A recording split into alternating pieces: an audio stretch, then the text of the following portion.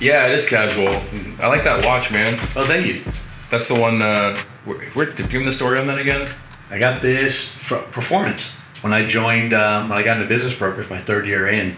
If you make the company $100,000 in 1 year, so they make that after your split. Okay. To buy you a watch. And at the end of the day, you start off, you're on a 50-50 split. Mm-hmm. So you can go out and buy your own watch, but it's the thought of it that someone, because I probably wouldn't go spend the money on it. And so I wear it proudly. I love it, man. It's a great piece. Yeah, I mean, Rolex they're built to last. I could sell this for more money than for sure. Than I bought it for. Well, they bought it for anyway. Yeah. Well, they keep their value is something really cool. And like I always tell Jen that when I go out and buy a new watch, like it's okay, it's an investment. Because you're a watch person, right? Yeah, totally. Yeah, I got into it a few years ago, and I learned so there's a game you have to play now, which it's kind of a love-hate thing with Rolex. If you go into an authorized dealer, you can't just walk in and buy a watch. Okay. You have to get on a waiting list, and then you have to also spend money with the dealer in other things. Like if you go to a Mayors, for example, you have to buy like, a piece of jewelry or like another, not as popular brand of watch, like a tag or something, else that they can just, give away. And then that's how you work your way up the list. So it's this like stupid game. I didn't know that. Yeah. And it's because of the secondary market for Rolex. Like if you get a Daytona or any steel sports Rolex, you can sell it on the free market and make a profit. Now the prices have come down for the secondary market, but a year or two back, it was super hot. I mean, if you bought even a Submariner, if you went in and spent, $9-10 grand on a new sub, you could turn around the next day and sell it for 15 or 16. It's nice. Well, yeah, but it's also frustrating because I'm not a flipper. Like I've never sold a watch. I traded one to Jeff Hodson once, but I've never sold one. So I want to buy them and wear them and enjoy them. But then you're going up against all these flippers and stuff, and it's kind of frustrating. It's like I wish you could you have a watch, you have a big, a career thing. Maybe you have, your son is born, you get married, you have a big life event, and you're like, hey, I want to buy a nice watch to commensurate this thing. You can't even walk in and buy the damn watch you want, So you're the guy that wants to go to the Taylor Swift concert because you really want to go. But you're competing against all the scalpers that just want the tickets so they can go sell them for more money. Yes. It's funny you brought that up. Jen showed me this meme. I guess there's a bunch of them out there right now. It'll show like a wife, like husband comes home from work, wife says to husband, babe, did you see what Taylor Swift did for Travis Kelce's career? Yeah. Like they never knew who Kelce was. It's like, who's Travis Kelce? And the guy's like, are you crazy? He's like the best tight end in the world. Yeah, that was pretty funny. Yeah. I did watch that game, and the cameraman was on Taylor Swift a lot. Yes. Like they kept saying it like during the game. Yeah, she's in the box and it's like, look, rah. And I'm like, yeah, okay. Yeah. So you're dealing with the scalpers, so Yeah, a little bit. I mean, I'm not in the market for a watch at the moment, but I do really like the brand Seiko. Oh yeah. Yeah, I've got a couple Seiko watches. I've got a couple Grand Seiko watches. Vinny likes those Grand Seiko watches, and they're just really cool. They're a little bit different. They're Japanese made, and the thing I really like about them is they're all hand finished. So even at watch like Rolex, they're going through an assembly line. So it's like, they're great watches and they keep their value and all that. But with Grand Seiko, there's actually like a guy that has practiced for like 20 years and he just polishes it's called Soratsu polishing. Oh. It's really cool. Yeah, it's different. But the Japanese are very good at engineering. What's the high-end watch that the pilots wear? Breitling?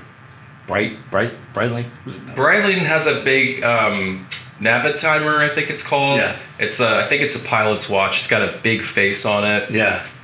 When I sold a roofing company, $20 million company, the owner is a pilot and he flies. So I'm like, well, what do you get a guy? One, that just sold a $20 million company, and nice. Two, that he's going to appreciate. But what I found is most of the time, a lot of people that have money they're very generous a lot of times with everybody else, but sometimes with themselves, they just won't buy certain things. Yeah. So that's what we did. We bought him a watch like that. That's awesome. We're out to dinner, and we give him the present. He opens up. He was like a kid in a candy store, like Christmas morning. Nice. I get a text the next morning from him. He's like, I got home last night from dinner. I don't want to tell you anything. I appreciated the dinner. We had such a great time, but I couldn't wait to get home. I synced up the watch. I did this. He was all ready for it. So I'm like, so cool. It's good when you could get someone something that they really appreciate. That's classy, man. That's really nice of you to do that. In our industry, so we're so highly regulated. We're not allowed to give gifts. I think north of $100 to a client. Or maybe it's 50. I have to ask our compliance department. But and then there's another rule for entertainment. I think that was a little bit higher, like maybe $500 or something. But we can't just like freely give gifts like that. That's just the industry that we're in. My dad, when he was still in the business, we sold a company in Tampa, and the buyers were a private equity group. Okay. KLH Capital, Kyle Madden. And I remember we had the closing. And my dad went to Kyle and he goes, look, we want to do something for you guys. And he wanted to, have the tailor go to their office and get them custom suits. Nice. Measure them and all that. Yeah. Kyle was all gung ho. He goes, yeah, but I have to check with with compliance to make sure we can. And, because, it could look funny. And, but they got the go ahead from their company. And awesome. And they got the experience. It was, they're in their office. The guy come, they measure you. Yeah. Have you done that? Yeah. That's cool. It's a lot of fun. Yeah, you get suited up, don't you? Yeah. Yeah, that's nice. Yeah, our industry, it's funny, like I started out in the business, I've been doing this 17 years now, and I used to wear like a coat and tie. Bow tie? No, a coat and tie. Oh, okay. Yeah, like a jacket with like a tie, but and clip tie, no. And so, that was kind of how I started out, and then, you kind of evolve in the business. And especially, and I think it depends on where you are as well. Like, in Central Florida, it's pretty laid back here. It is. And, most of our clients are, small business owners. I've got guys that run construction companies. We've got teachers. We've got, firefighters, very diverse book of business. But, a lot of these guys, they're wearing jeans and boots and tennis shoes to work, and I feel like almost they would be uncomfortable if I got suited up. Now, I got a great story about, to this day, one of my best clients who's been with me forever, and this is when I decided to stop wearing a tie. So I go to see Ed and Gretchen at their house out in Kissimmee. This was back in the day. I used to do house calls. So I show up and I got my tie on and my jacket. And Ed comes to the door, and Ed's a real laid back guy. He's an old hippie at heart. That's how he says it. And Ed, he's got long hair. He's got like a flower print shirt on. Real like chill. And he looks at me and he's like, "What do you got that tie on for?"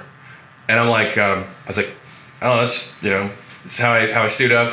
He's like, "All right, come in." And we start talking and stuff. I don't think the guy has any money, first of all. It's a very modest home.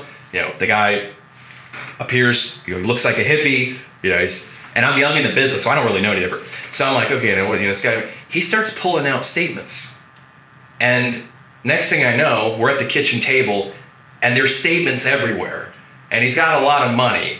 And I'm like, wow, because as a young guy, you don't perceive somebody, you're thinking like, oh, like, high roller, big house, big car, you don't know the millionaire next door yet. So here's Ed and Gretchen, and they got some money. And then at the end of that meeting, Ed's like, he goes, "Do me a favor." He goes, "If you want to come back here, lose the coat and tie." And I said, "Done." And I never wore one again. When I got into the business, next year will be 25 years in business. So when I first got into business brokerage, I was selling small businesses.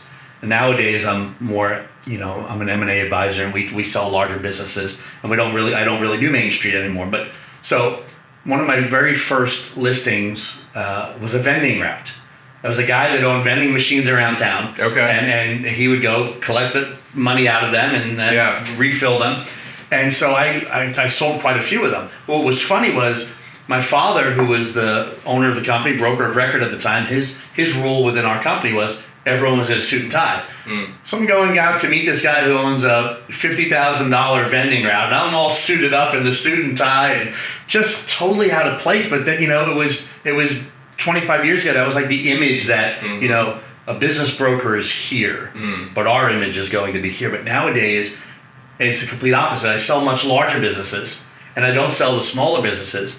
But then no one really cares if you're dressed in a suit or the tie. So now when we come in, and especially I do a lot of home services businesses, construction businesses. Okay. They get nervous. You show up on they're all dressed up because my employees will wonder, what are you doing here? Why are you here? Yeah. Just, think you're the IRS. Dress normal. Right. I didn't know I was dressing abnormal. Yeah. But the guy that's writing the big check, he tells you to dress down, you better dress down. You dress down. Yeah, that's it. It's so funny, that perception, and it definitely matters where you are, what part of the country you're in, what part of the state you're in.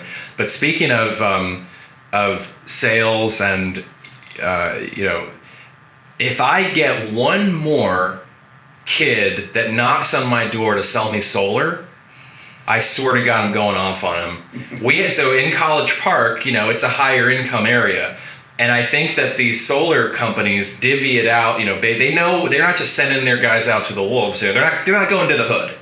They're going to the places where there's no gate to get in, right. And they know that people have money. So knock, knock, knock. Last night I get another one. It's like I'm literally cooking dinner for Jen and Monk, and so like I got this. I went to Lombardi's yesterday, and you know that family? Yeah.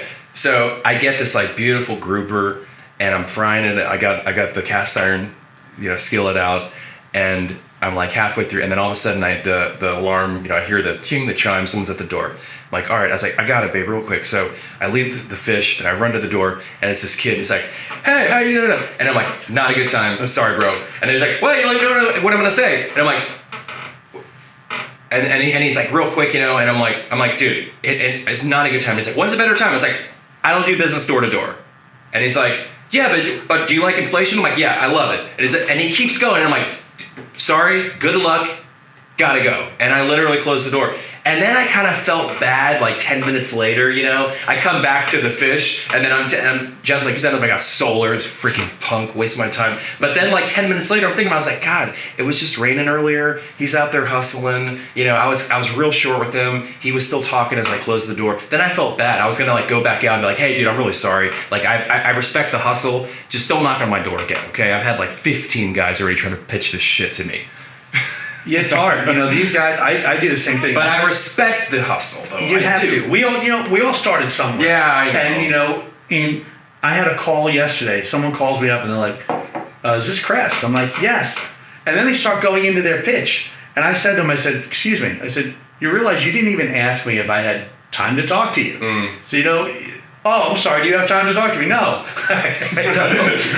It's like boiler room. You don't want to be that person, but you feel bad afterwards because you do respect the fact that they're hustling and they're out there making an effort, because so many people don't. No. But you mentioned Lombardi, so of course I know Lombardi's big Italian family. Every Christmas, Christmas Eve is a big seafood night. Oh, so really? My dad goes and my brother goes, and they spend god awful amount of money, but it's every imaginable seafood you can think of, and that's the go-to place. So my wife's Jen's Italian, and her dad is a great cook, but we don't ever do seafood for especially not for definitely not for Christmas Eve. Yeah. I mean, he's done like occasionally he'll do like a piece of fish or crab. We like crab legs. They do crab legs. Oh no, Christmas Eve there's a seafood salad that has 7 or 8 different type of seafood and fish awesome. in there, and everything from fried shrimp to by the time you're done eating this. So big Italian family, grew up in Catholic family, so they'd go to midnight mass. We go to midnight mass on Christmas Eve. So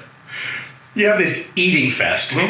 And you can't even move, but then you go to midnight mass. Then you get back, it's like, oh, it's past midnight, we can eat meat. But so then all of a sudden the food comes out again. Well, where are you? That's why I'm so big, right?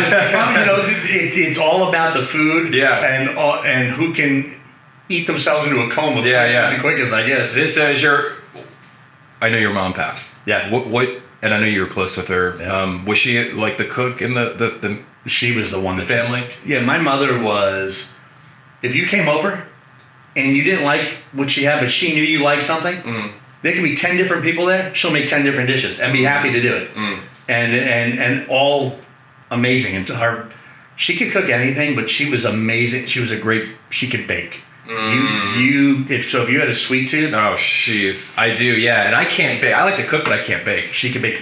Every year on Fat Tuesday, she would make everyone's guilty pleasure, and they'd come over, and that would be dinner. Oh my gosh! Yeah. God bless. What was her name? Jermaine. Yeah, sweet. God bless her, miss her. But we have the memories. Yeah, that's all that's it, man. What Jen? Her grandmother and actually both of them passed the past couple of years now. It's been a couple of years, but the grandmother, my father-in-law's mom was a really good, like, authentic Italian cook, and she had an Italian restaurant up in upstate New York where David, Jen's dad, grew up, like, in the restaurant as a kid, and they used to serve Joe DiMaggio and Mickey Mantle, all the Yankees players when they were in the farm leagues before they went pro. Wow. I forget the little town it was in, but she would feed all those guys when they were broke and had no money. And they would come in there and she'd give them wine, and then David would take a little, shot of wine. He's got the best stories, man. And so anyways, the grandmother, Bragle was the last name. She would cook these massive feasts. Like Thanksgiving was a big one, and we'd all go over there. And but Jen never got into cooking, So like as she got older, we started to record the recipes, and now we have this book with a lot of her recipes in it. The problem was she never measured anything. No, pinch of this. Yeah, it was all by taste. I know. So they did the best they could with writing it down, but it literally would say in the book like a dash of basil or a pinch of sugar, or to taste. My grandmother passed away. My mother passed away. My wife took on the recording of all their recipes and tries to keep up with the tradition at the different holidays to make different things. But boy, in the beginning, it just doesn't taste like grandma or mom's cooking. So she had to tweak it and realize and understand, when they say this, they really mean this. Yeah. A pinch might not be a pinch in your mind. It might be more of a dash. And then because they didn't want anyone to know their recipe, they'd leave something out. They just put it in there. Yeah. That's audio. Like something weird, like cinnamon in the sauce. Yeah. Just something crazy. Yeah. And that's just what they would do. Right. And that's the fun stuff, you look back and you laugh at those things and the traditions, but it was her parents, your wife's parents? Yes.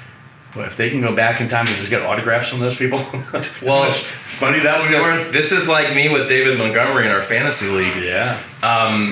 My father-in-law, the story goes, had like all the rookie cards and like all the Mickey Mantle, everything. And then his mom threw them out without realizing that they were valuable. Ouch. Yeah, now I don't know if they were mint condition or whatever, but he still says to this day that his mom threw out all of his old baseball cards and they could have been worth a fortune. We'll never know. The things we throw out, we look back. I watched one of these TV shows, Toy Hunter or something like that. Yeah. He goes around trying to buy all these old toys and he finds things in people's like basements and something, and he's like, "Do you know this is worth like $1,500?" Yeah. $8 board game. Right. It's crazy. Yeah. One man's junk is another man's treasure. Amen. Well, so we play fantasy football. Cress and I have been in what's called a dynasty league, right, for a number of years, and fantasy football's funny because I was always a college guy.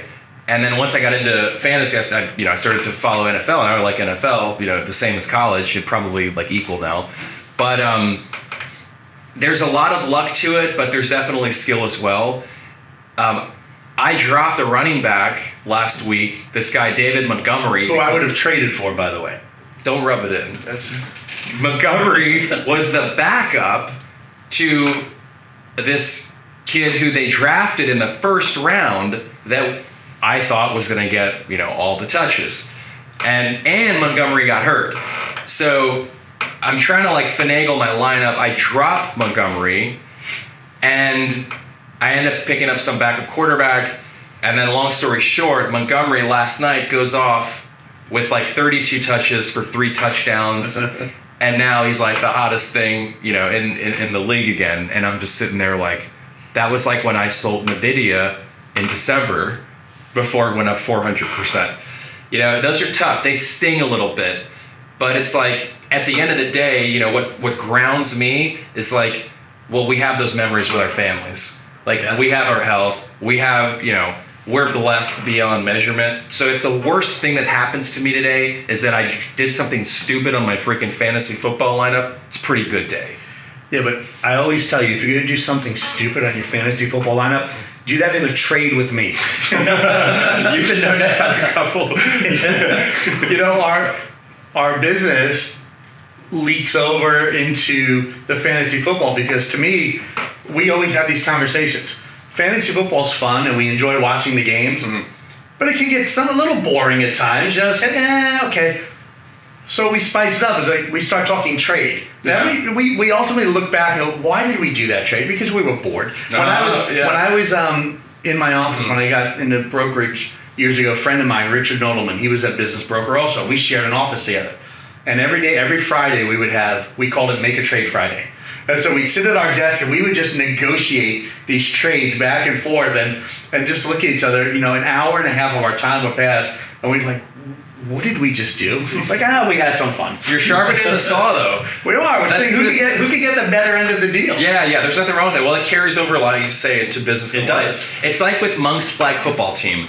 You know, there are so many life lessons that go on in sports. You know, I try to tell people, like, I'm talking to our kids this past week. So we are now 1-1.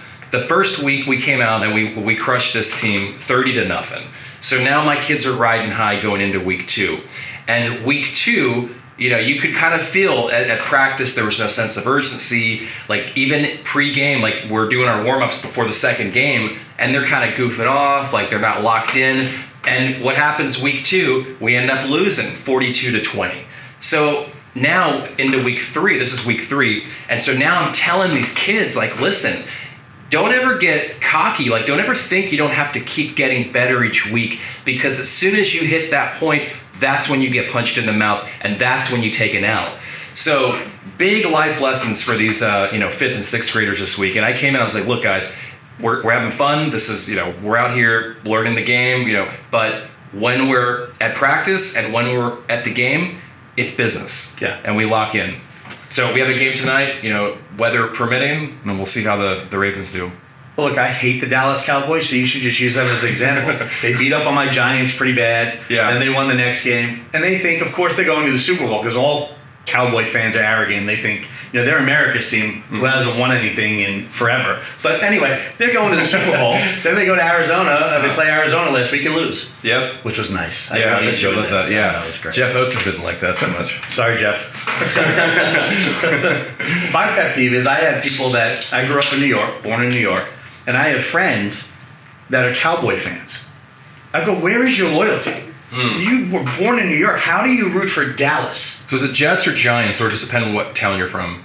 I'm a Giants fan. So usually, if you're a Giants fan, you're a Yankee fan, and you're a New York Ranger fan. And if you're a Jets fan, you're a Mets fan, and you're an Islander fan. And, okay. But does that depend on like what part of the state you're from? Yeah, usually if you're on the island, Long Island, you're a Met fan. Jets. Giants. Jets. I'm sorry, Jets. Okay. Yeah, and Islanders. But I was always a mix. And you like college football. Yeah. So I grew up a big Penn State fan. Okay. Someone asked me, why in the world are you a Penn State fan? I said, I had no choice.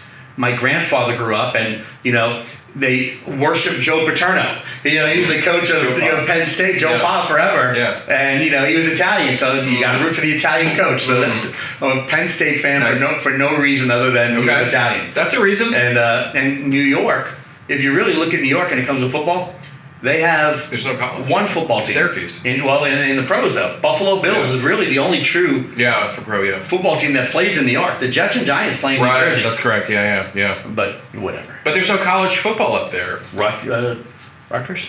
Is that Jersey? Oh, that's Jersey. Yeah. So, yes, Syracuse. And I think Buffalo has a college program. It's called University of Buffalo. Hofstra.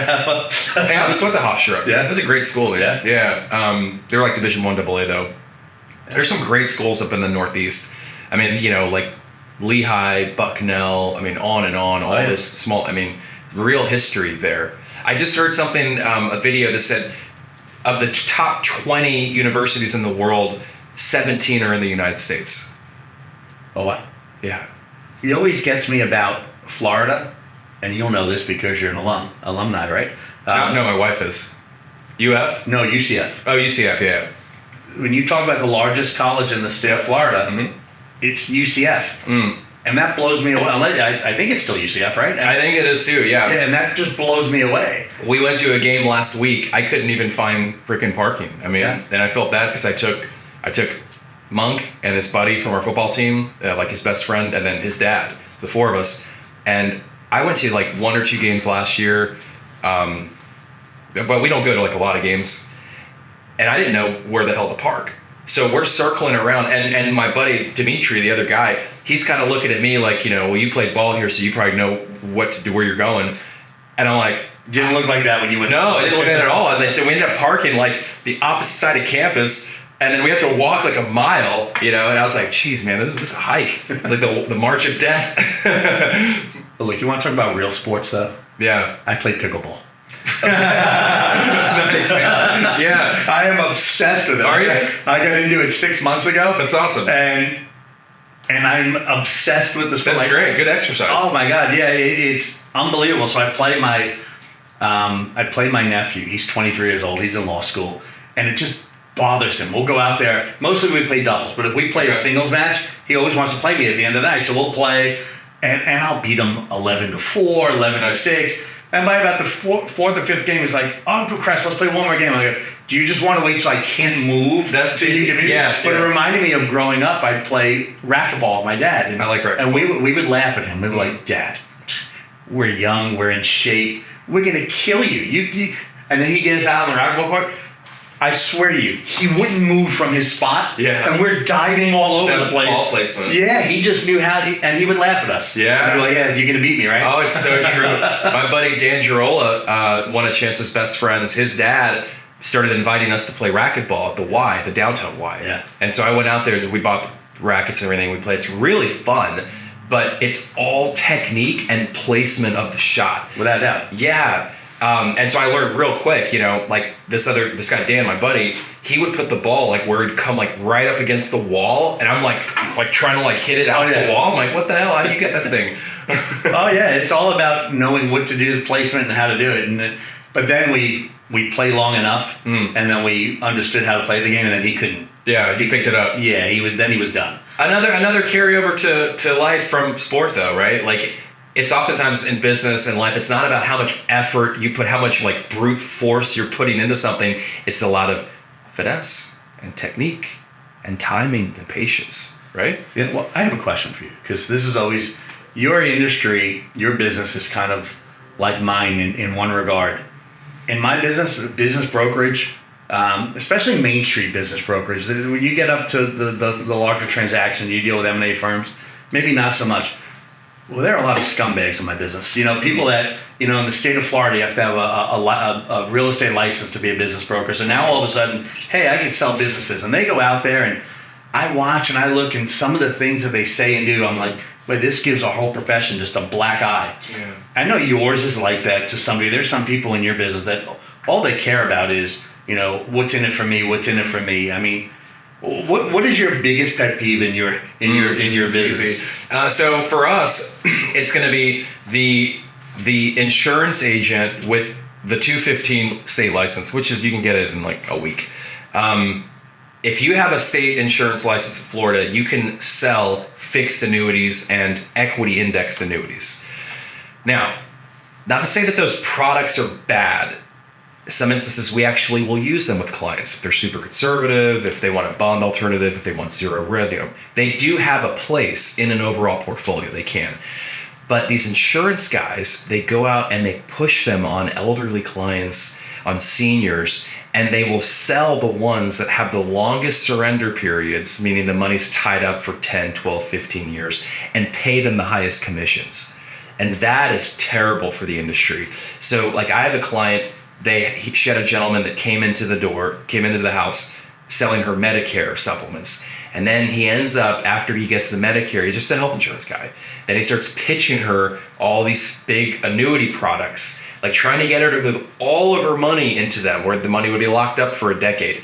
And she brings it back to me, and she's like, Rob, this guy, he's so-and-so, he's real nice, and blah, blah, blah, but he's telling me I should put all my money here. What do you think? And I'm like, I think he's trying to get paid, is what I think. And then we educated her on, the surrender schedules and the surrender charges. And long story short, she never talked to the guy again.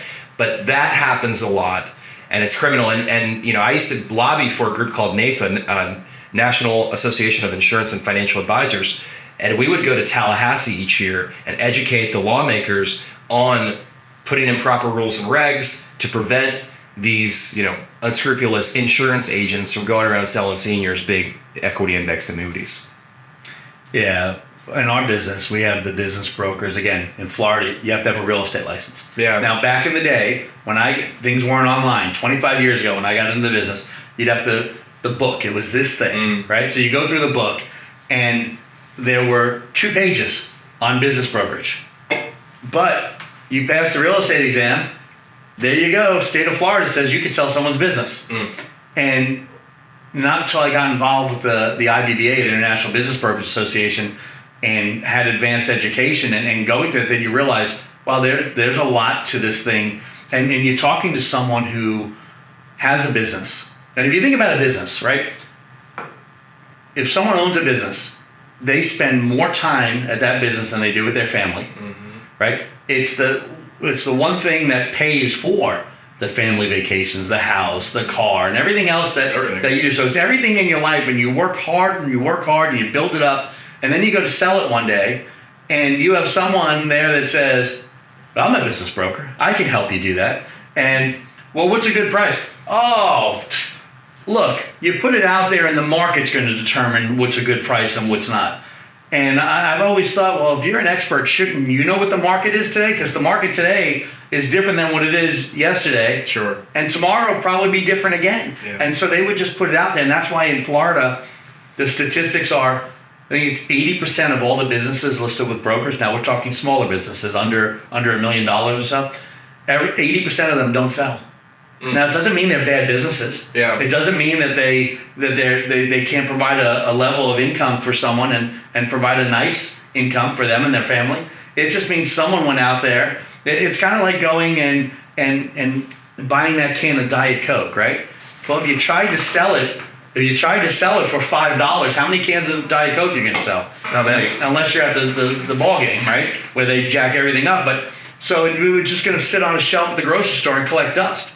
But if it was priced right, it's going to sell. Same thing with a business. Yeah. So it just drives me crazy when people just go out there and they know someone needs to sell, wants to sell, whatever the reason, and they just give them awful advice and just put it out there. Let's see what the market says. Again, when you price it so high, people aren't even going to make an offer. They're going to look at it and say, well, that's ridiculous. Move. Like the $5 can of Coke. We are looking for sponsorship from Coca-Cola and also Pepsi-Cola. So hashtag Coca-Cola. If you are watching, contact Katrina.Hopkins@RaveJibs.com. Want to hear a funny sponsorship story? Yeah, what you got? So my brother was at the store. Mike? So his son Joseph, my godson, was home, and Joseph's 12 years old. I probably got that wrong. But anyway, let's just say he's 12 years old. So anyway, for this story, he's 12. For this story, he's 12. Yeah. He's on the back patio with his dog, and my brother lives in Lake Mary. And all of a sudden, he hears this noise, and then he looks up, and there's a bear, and it was all over the news. 3-legged bear. They call it tripod. I heard of that. He came through the screen on my brother's house. So Joseph is looking at there, and he gets his camera and he starts videoing it.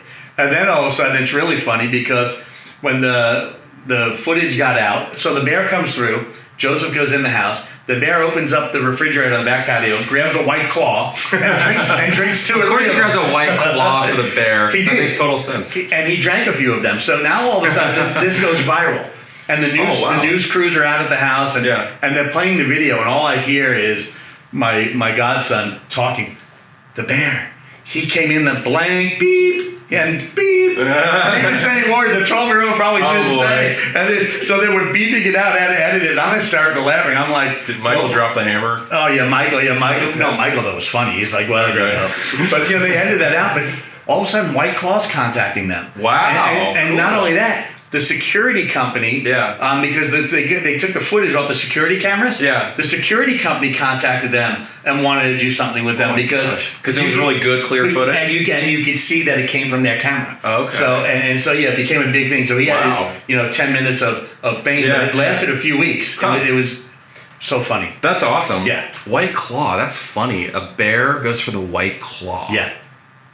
You can't make that stuff up. It's clever. Yeah. Brilliant marketing stuff. So what else so before we wrap, talk to me a little bit about in your industry right now, everybody wants recurring revenue. Recurring revenue is the holy grail of business. And we're one of the few industries that enjoy recurring revenue just because of the structure of the business. Sure. We do everything fee-based. We used to do commissions way back in the day. That's like, the annuity transactions and other things like that. But now we don't really sell anything. Clients hire us. We manage the money ongoing, provide advice, provide financial planning, income planning, et cetera, et cetera. And then there's a fee that comes out, as we go. So besides financial services, and I guess insurance would be under that umbrella as well, are there any other good businesses that have sticky recurring revenue that you've been involved with the sale or purchase? You look at industries out there, and I'm going to throw some things out at you that you might not have thought about. In the state of Florida, we know it rains a lot. We know the sun comes out, and that causes the grass to grow, right? Lawn care companies, large lawn care companies. They always sell because talk about recurring revenue every month.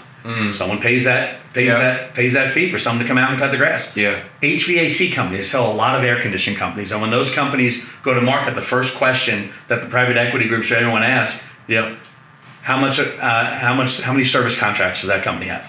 Because they want to make sure that that company has thousands of service contracts, because once or twice a year you're going out and servicing that unit, and those are like lost leaders. That's like going to the grocery store and you find that thing at the end cap and you're like, oh, you buy it or I always do that. Yeah, or you see the ad in the paper, you go in the store to buy it, it's not there, but you buy something else, and they suck you in, right? But that's like that with the HVAC. So you go out and you service something. Guess what? When something's wrong, who are they going to call? Absolutely, their service company. Yeah. So they're always looking for the companies that are just not in a business but that have service contracts to go along with it. So recurring revenue, always takes. If you look at a business and let's say an industry says there's an adjusted net income in that industry, if you're making under $1 million, or it will sell between 2.5 and 3.5 times that. The adjusted net income, that's the multiple. Well, what makes it a 2.5? What makes it a 3.5? And what potentially makes it a 4 or a 5? Yeah. Those are all those intangible things. Yeah. The recurring revenue, that business that comes in because every month that you have those contracts that they're coming in. And there's the contracts are a little, you have to be careful because the businesses can have contracts with thousands of customers, especially in landscaping and stuff like that. They have 30-day out clauses. People can get rid of you, but quite honestly, think about it. To fire your landscaper, they just have to be doing a bad job. Yeah. It's on the list of things to be worried about. Sure. I don't know about you, but I'm worried about my David Montgomery. Yeah, you're worried about So you're not worried if the grass is green and it looks good. You're probably not wanting to fire the guy. So recurring revenue in any type of industry, even the ones you wouldn't think of, always lead to higher multiples and more desirable. You look at. If I could, storage facilities, especially in a transient state like Florida, it's not like New York where I grew up. My mother-in-law still lives in the same house that my wife grew up in. It doesn't happen here. People live in a house, 5 years, maybe, and then they move on, and people are coming and going all the time. You have these self-storage units that throw off a lot of revenue. Talk about recurring revenue. Sure. Every month. Ding to the credit card. Yeah. Those are in high demand. They're always in high demand. And then you get the storage wars. Yeah, as a result of that. That's a great show. It's a great show. Yeah. Jen and I used to watch storage wars all the time. You get these guys. They, I don't know. Like a person has a storage unit. They have all this junk. They have it in there, and then the person skips town. They die. They get sick. Whatever. And I guess there's a certain amount of time where if they don't pay or whatever, then it's okay, then we now take possession of your junk and in that unit. And then you get these guys that are like looking in there like, okay, we opened the bidding at $500. That's a great show. Oh, I watch it with my wife, and she'll be like, she's so super conservative to me on the other end. I'm like, there's a little gambler in there. Right? I'm like, yeah. Oh, I would buy that. Oh, I would never do that. I'm like, oh no, come on. Look, that one went for under $100. I mean, you find something in there. Yeah. Because you want to deal with other people's junk. I go, okay, well, then you got to deal with all the bullshit that's in there. You got to dig through like all the pillows and the crap and the sheets and the. But it's like my brother. My brother is a funny guy. If we go to Las Vegas, I swear he would rather lose $5,000 than win $100. To him, winning $100 is like, he wants the excitement of winning. So he'll let it ride. Let's go big. He's in the fantasy football league with us. You'll see him. That we have on our draft day. He'll be on the camera with us, and we're making the picks. And he's just outrageous. But that's the personality, right? It's like, if I'm going to win, I want to win. That's the mindset with money and investing. Yeah. And as investment advisors, like that's what we go up against every day. We're trying to educate our clients to understand the physiological responses and the neurological responses when it comes to losing. For example, investor behavior is such an interesting thing to me, and we've studied this quite a bit. If you get a statement and it shows red that you lost money that month, you feel the pain of that loss, they say up to 10 times greater than you'll feel the joy of a win or a gain on the statement. So in other words, you get a statement, it goes up, feel good, you shred the paper, you put it away, and you move on. But if it goes down the next month, you're like, oh God, it's like the David Montgomery trade. It's killing me. Like and we're all the same. Like we're all wired to be really poor investors. Well, look, I'm going to use that David Montgomery drop that you made to my advantage, because after this, I'm going to take advantage of you somehow on a trade for one of your other players, because you're just in the mood. Oh yeah, I'm no different. Like we all have that. Like, and now I'm an emotional wreck over the fantasy football trade, and now I'm vulnerable. It's like our clients. Like if you're an investor and you do something silly, now it's like you want to double down. It's like your brother. You're just saying like and that's a very dangerous mentality when it comes to investment and money. But that's where you come in, right? Absolutely. You have your clients and you have to understand their needs. Yeah. Some are risk takers. Yeah. And some are not. You'd have some that are just, you make them a few points or whatever it is, they're like, okay, but I don't want to lose. Yeah. I just don't want to lose. They're just not, they don't have it would literally kill them to open up and see that statement or click online and look at their statement and they lost money. We have them, and we design, everything is custom made. Yeah. So there's not one investor who's the same. And we have clients that are ultra conservative, and we position the portfolio in a way that's completely isolated from market volatility. I mean, especially with rates the way they are today, we're getting 5-6% in money market funds. You can lock in, you can buy U.S. Treasuries, the gold standard of safety in the investment world, and you can get over 5% today, guaranteed with zero risk, backed by the full faith and claims payability of the U.S. government. Like, that's not bad, So, and then you have the other extreme where the person, probably like your brother is like, I want to 20%, return. Like I'm good. I want volatility. I want to buy that penny stock that's going to be worth $100. Yeah. So that's like, and we have their stuff positioned completely different than we would the conservative guy. But yeah, everybody's different, and a lot of it is expectation. Yeah. So like if we have a target number, we want to get this client between 5 and 7% annually to be able to hit their goals, to produce the income that they're going to need in retirement. Okay, so that's our target. So we'll build the thing appropriately to hit that number. And that's going to be different than like if we have a more aggressive person with a higher appetite for risk and say, I want to shoot for 8 to 10% a year. Okay, we're going to load them up in equities, but you're going to have more of that along the way. So the volatility is kind of like your cost of admission. If you want higher returns, you have to be willing to pay the price of volatility to get there. Now, if you don't want that and you want, if you don't want the volatility, that's fine. But you're not going to get the returns that the all equity investor is going to get. So it's like kind of one or the other, but it's always a trade-off. We have that in my business. You'll have the person that comes looking to buy a business. And of course, they all want the same thing. Absentee, makes a lot of money, recession proof, and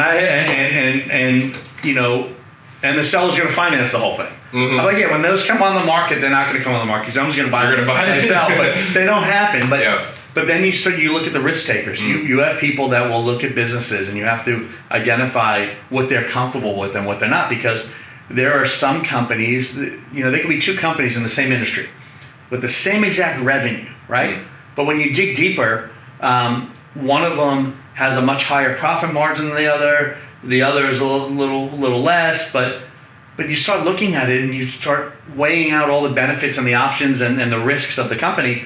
And this company has one customer that pays really well and is a high profit margin, but it's 60% of their business. Well, talk about risky. If that customer goes away the day after you buy it, you've lost 60% of your revenue. But to the owner of the company, they know that client. They've had that client forever. They're not afraid to roll the dice with that client because they're making a lot of money with that client. They're servicing that client. And to them, there's no risk in losing that client. Then when they go to sell the business, and I give them the unfortunate news that, look, you have a high-risk client, so you're going to either have to sell your business a couple of different ways. One, at a discount. Mm-hmm. Two, you may have to sell or finance. Or three, there has to be some kind of an earn-out, where it basically says as long as this customer stays on board each year, you're going to get paid, or it could be monthly, however it's structured, and then they get mad at me. And I'm like, look, you get mad at me all you want. I said, because I'm the only guy that wants to be honest with you. I tell people, I go, look, I'm not in the sale of business. I'm not in the business of selling business. I'm in the news business because I tend to deliver news, right? Some people think it's good. Some people think it's bad. To me, it's just the news. Yeah. Because it's this. When I look at a company, this is what it's worth. This is what the market will bear. I had one father and son come into my office one day. The son warned me ahead of time. He goes, my dad's really difficult. And the father started the company and turned it over to the son. And so they come in the office, and I walked through a whole valuation process that I did. Now, this is before even listing a company, spending hours doing evaluation. So I walk him through and I give him the price of the business, and I can see the father's getting red in the face. He's getting angry. And so I'm like, oh boy. So I look at him and I go, is there something wrong? Yeah, this is ridiculous. Let me tell you something. He goes, company like this, when I started this 20 years ago, he goes, I didn't expect to make money right away, right off the bat. Anyone that comes in here, he goes, you're telling me it's only worth $1.5 million? It's worth $5 million. I said, but at $5 million, there's no return on the investment. Someone's going to work 60 hours a week and make no money. I didn't make any money when I started the business today, but when you started the business, did you pay $5 million for it? You put all in sweat equity. People, when they put in sweat equity, they expect, I don't care what you say, we're out of here. He stormed out. Emotional. He stormed out of the office. It's like a house. They think it's worth more. But he stormed out of the office, and the son looks at me on the way out. He goes, I'm sorry, I warned you. But the truth is, it's worth what it's worth. And no one, think about it. If I present you an opportunity today, hey, Rob, I got this great business for you. Just $20 million a year in sales, right? And it's making $1 million. Sounds good, right? Okay, I can make $1 million a year. Now I tell you, you have to work 80 hours a week, right? I'm out. 80 hours a week. And they want $50 million for the business, a 50 multiple. So one, even if you had the money to write the check, what are you going to do? You probably don't. So $1 million, going to invest in, we're going to spend $50 million to make $1 million, which is 80 hours of my time also. It's not priced right. It'll never sell. No one's going to do it. But if that same company was for sale for $5 million or $6 million, a 5 or 6 multiple, or even a 4 multiple, anywhere between that, someone says, okay, I could come in, I could buy that. I'm going to go to the bank, I'm going to get a loan. This is what my payments are going to be. So even after I look at the $1 million, I take out my debt service, I'm making a great return on my investment. Yeah. That'll push it. It's like selling a home. Like, people think their house is worth so much more than it is because they're emotionally invested in the property. They built the home. They made it the way they wanted. They decorated it the way they have memories in the home with their family. So they're always going to think that it's worth more than it is. And it's your job, or the job of a trusted advisor, to come in and say, well, I appreciate that, but this is what the market says that it's worth. And if you don't price it right, then you're going to price yourself out of the game. So I think emotions always come into play when there's money. I mean, we've seen that a lot over the years. It's almost impossible not to. I had a price story. I had this guy came in, he had a lawn care company. And I did the valuation. I gave him a range of value. And he looked at me and he goes, I talked to another broker and he thinks it's worth 3 times the amount of money. I said, there's no way. I said, he's out there searching for the needle in the haystack. And if you're trying to find the one person that's willing to overpay, a year from now, you're going to be coming back to me, wanting to sell you business, because it's impossible. I said, they're trying to find the one sucker that's gonna overpay. And typically people with money aren't just going to foolishly throw it around. They're not going to overpay. So about 9 months later, I had a buyer. And I knew it was a perfect fit for that business. So I called the broker. He said, yeah, we set up a meeting. And my guy made an offer. Seller accepted. We go to the closing table. I look at the seller of the business, who I don't represent because I'm representing the buyer. The seller had another broker. I go, where's your broker? I told him not to come. I know I have to pay him. He goes, but I wish I didn't have to. I wish I would have listened to you. I would have sold the business months ago. He goes, it was grossly overpriced, and what you brought to the table was a fair price. It was probably a little more than what I told him. Not much more, but it was a fair price. But he wouldn't even let the other guy come to the table because he felt lied to. So I train brokers across the United States on when they get into this business. I wrote a course for the IBBA, Thriving, Not Surviving Your First Year in Business, because everyone always says, oh, if I could just survive my first year. I said, why do you want to survive? Don't you want to thrive? Don't you want to make money? Survive. It's such a negative tone. So yeah, it is. I would tell them, I said, look, you want to do well. And in order to do well, my dad told me this when I got in the business. He goes, Cress, you could do what's in your best interest and make $1 today. He goes, but if you do what's in the client's best interest and do what's right, you'll make a career out of this. That's so true. And I've lived by that. That's a great saying. It's not hard. Business is not hard. Business is very simple. It's not easy all the time, but it's simple. The formula is this. I learned this in Strategic Coach. Say please and thank you. Show up on time. Do what you say you're going to do. If you do those 3 things, you're already 90% of the way there. I don't care if you're selling lawn service, if you're selling, freaking solar, or you're selling investments. Like, that's the formula. It ain't hard. Do those things. And the sad part is today, service in general has come down so much that if you deal with a professional that does those 3 things, show up on time, say please and thank you, do what they said they're going to do, and then maybe they also do something like, they remember your name, or they write you a handwritten thank you note, or they just go, what is considered today above and beyond, which used to be standard practice back in the day. If you get that type of service from somebody, you're so blown away today. You tell people, you're excited. We went on vacation right before school started. We went down to Grand Cayman, and we stayed at the Ritz-Carlton. And I set Chance on this, they do an in-house excursion thing, and they took him out like canoeing, and it's right on the water, so they took him kayaking and stuff one night. Jen and I go to dinner. I pick him up after dinner, and the guide, the girl who worked there at the excursion, she knew that Chance was really crazy about coconuts, because there's always coconut trees on the property. So in the end, she surprised him. She brought out a coconut that she had got from one of the trees, and she presents him the coconut, and he's blown away.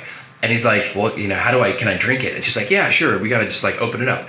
So she goes in the back and she gets this machete. And then for the next 20 minutes, she's hacking away at this thing. And I'm asking her, can I help you? I'm just standing there. And she's like, no, can't for liability, but I'll get it. Don't worry. I'll get it for him. And she's on her hands and knees, hacking this coconut. She gets through all the husk, finally opens it up. She's sweating. It's hot. Everybody's already gone. And then she gets it open for him, gives him the coconut back, and then he gets to drink it. And I was just floored. And then the last day before we leave, we get this envelope delivered to the room, and it was from her. She wrote Chance a handwritten note with a picture, a photograph of him in the kayak, and he's got a great smile. It's a nice picture. And the letter read, Dear Chance, it was so much fun to hang out with you. You're going to become an awesome marine biologist one day, and I wish you all the best, and I hope you enjoyed your coconut. Wow. And I'm floored. That'll blow you away. You talk about now becoming loyal to a brand. I will never stay anywhere else in my whole life, but that one act of kindness and thoughtfulness, that wow moment that one person did for my son, it just completely floored me That's service. That's what we need to get back to. So here's what I'm going to put to the test what you just said. So we'll do a little business here. I was here on time today, right? Yep. I was early, actually. Yep. And in a timely manner, I'm going to make you an offer. I would like Patrick Mahomes. And by the way, I'm saying please. And I want to give you one of my bench players for him.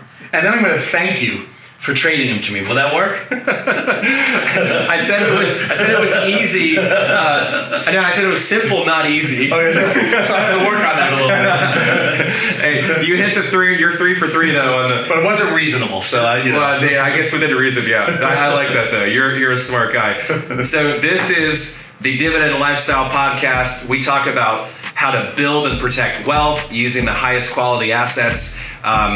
Cress, I love you, bro. I appreciate you taking the time. It was fun. We got to talk about business brokering, buying and selling of companies. We talked about fantasy football. We talked about psychology of money a little bit. And it was awesome having you on the show, brother. Thank you. Appreciate you, man. Appreciate it. Take care.